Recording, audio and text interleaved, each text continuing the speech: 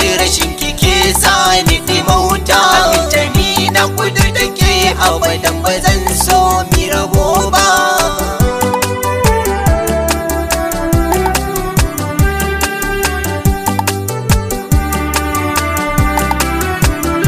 So sasarin da ya sarkafe ni ya kafa tasiri a zuci. So sanadi inda ke garan na fice cikin sashin kunci. Zubar kike zaga ido na a barke ko kuma a barci.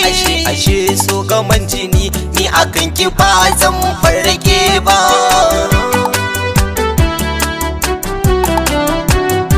Tsantsa ta so irin na gaskiya Hafsa ke yi mun kwarai na fahimta. Ba don kuɗi ba ko ado ko zantukan da na ke yi gare ta. Na kula wajen farar da rai na tabbata ta ba ni sarauta. Idan ta ganni ina fushi to faranta san ba za ya so ba. Sati ce ta kasance ba wata ya ba.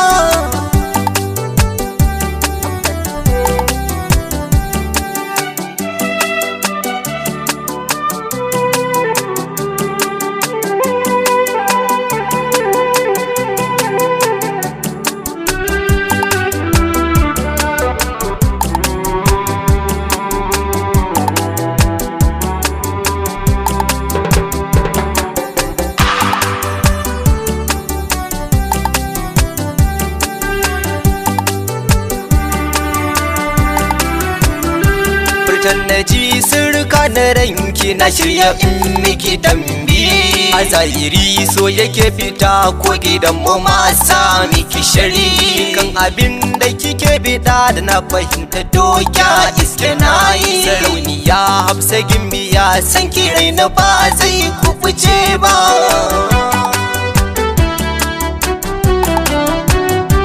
Idan da so amana bata kau ba baki ba zai iya yi lamuni ba. Sirri na rai ba za ya bayyana ba ga wanda zuci bata ajiye ba. Kasantuwar ya a zuciya ta da shi na rabu ban yi zato ba.